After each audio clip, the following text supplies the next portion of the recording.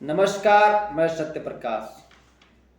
जिस देश को सरकार को यह जानने का अधिकार है आम आदमी अंडरवियर कितने में लाया, कहां से लाया और क्यों लाया, उस देश को 125 करोड़ के देशवासियों के मुंह पर यह कहा जा रहा है कि पार्टी का जो चुनावी चंदा होता है उसको जानने का आप लोगों का कोई अधिकार नहीं है। आम नागरिक ये नहीं जान सकता जो करोड़ों रुपया पार्टी को चंदा दिया जाता है किसने दिया। और मैं इस वीडियो में दो चीज़ों पे बात करूंगा, आप लोग पूरा देखिए। नंबर एक, जो पार्टी को चंदा मिलता है, और दूसरा विपक्षी पार्टी इंडिया गठबंधन के नाम पर जो मोदी जी इंडिया कहना बंद कर दिए, इसके विषय में बात करेंगे।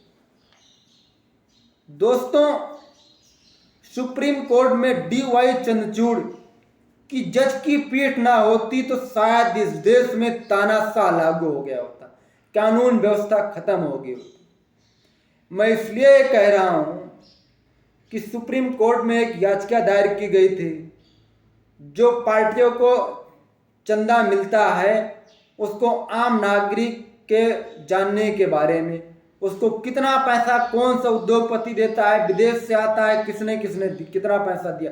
ये पैसा करोड़ों अरबों के थोक में आता है और पार्टियों को फंड के रूप में दिया जाता है। इस पे ना कोई टैक्स लगता है, ना किसी को किसी प्रकार की ये जानकारी रहती है कि किसने कितना पैसा दिया। ये पैसा SBI के माध्यम से आता है, इलेक्ट्रिक बोर्ड के माध्यम से उसमें डाल दिया जाता है, 15 दिन तक ये वैलिड रहता है। यह याचिका दायर की गई थी।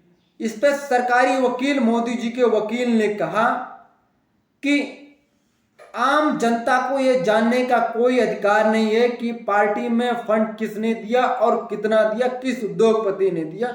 यह आम जनता को जानने का कोई अधिकार नहीं है, यह सरकारी वकील ने कहा।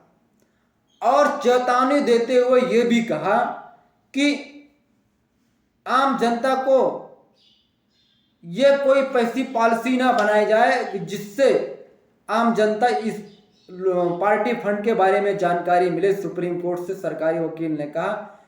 RT जनरल R वकेड़मणि इनका नाम है, जो सुप्रीम कोर्ट के वकील हैं। आप बताइए कि ब्लैक मनी को व्हाइट मनी करने में ये कितना सहयोग करेगा।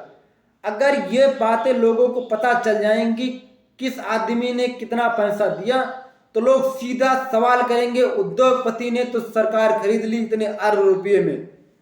और किसी को टेंडर मिलता है, अगर उसी आदमी को टेंडर मिल रहा पहले से लोगों को मालूम होगा किसने इतना फंड दिया, तो सीधा लोग सवाल करेंगे किस पार्टी ने इतना फंड दिया था, इसीलिए उद्योगपति को काम मिल रहा।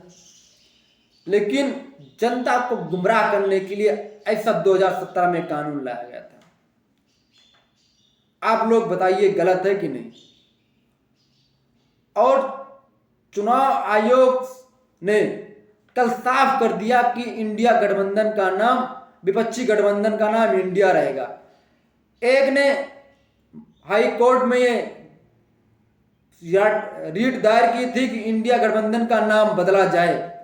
उसने चुनाव आयोग से जवाब मांगा था हाई कोर्ट ने। चुनाव आयोग ने कह दिया बॉस, इंडिया गठबंधन का नाम हम नहीं बदल सकते क्योंकि ये कोई लिखा पढ़ी में नहीं होता। बोलचाल भाषा में कोई भी अपने गठबंधन का नाम कुछ भी रख सकता है। आप लोग कमेंट के माध्यम से बताइए कि जो पार्टी को फंड मिलता है आम जनता को जानने का अधिकार है कि नहीं है, जिससे। और KDN01 चैनल को सब्सक्राइब करें, बेल आइकन के दबाएं। अगर आप ना कर पाए दूसरे से करवाइए और दूसरे को भी करिए, जिससे मेरा हौसला जारी हो, साहस है। मैं वादा करता हूं ये इंटरनेशनल न्यूज पे आपको कहीं नहीं मिली होगी, कुछ सोशल मीडिया पे मिली होगी। ऐसे प्रज्ञा का पन्ना, स्वतंत्र पत्रकार हैं, ऐसी वीडियो डालते रहते हैं, हम लोग भी वहीं से लेते हैं। जय हिंद, जय भारत, जय संविधान।